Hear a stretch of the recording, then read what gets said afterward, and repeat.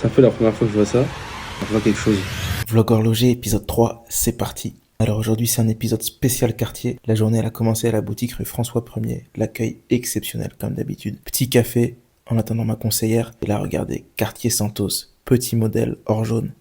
Un bijou, je voulais pas la lâcher la montre. Ensuite j'avais rendez-vous avec Thomas, un abonné et un spécialiste de Cartier. Il avait ramené une grosse valise parce qu'il avait plein de surprises pour moi à l'intérieur. Et je crois que même vous n'êtes pas prêts. Bon, avant il fallait recharger, vous connaissez, petit resto, on s'est régalé. Ensuite on s'est posé car Thomas voulait me dévoiler quelques montres, notamment cette Cartier Santos, référence 2960, tout en acier, vintage, années 80. Regardez, elle tombe super bien sur le poignet, ça c'est magnifique, intemporel. Bon, vous connaissez un Cartier, moi je suis totalement fan, mais là j'avais un client en face de moi. Regardez tout ça. De la Tank, de la Santos et surtout une Cartier unique, extrêmement rare. Cartier double signature, Corum.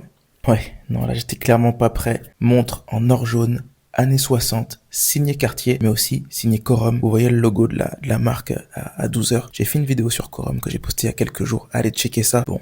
Là, j'avais envie d'avoir des infos sur la montre, de savoir d'où elle venait, pourquoi, pour qui, dans quelle boutique Cartier elle a été vendue.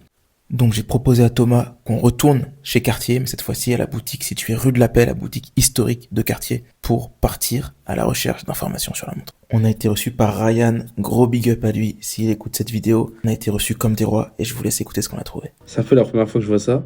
Sur ces doubles signatures-là, et je pense notamment aux doubles signatures avec Patek Philippe, il y avait toujours un numéro individuel qui était propre à la maison Cartier. Donc là, en fait, justement, je suis en train de chercher ce numéro individuel pour pourquoi pas trouver. Je vois, en général, c'est sur la, en fait, c'est sur les cornes. Sortir la loupe.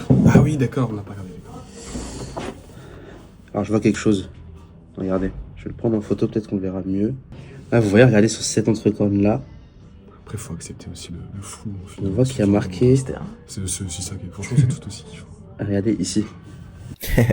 Et ouais, j'allais quand même pas tout vous dévoiler, faut garder une part de mystère. Bon, je vous en dirai peut-être un peu plus à l'avenir, donc si vous voulez connaître la suite, abonnez-vous. Et puis allez follow mon gars Thomas. Franchement, c'est un bon spécialiste de Cartier. Moi, comme d'hab, je vous dis toujours la même chose, portez vos montres et portez-vous bien. Ciao.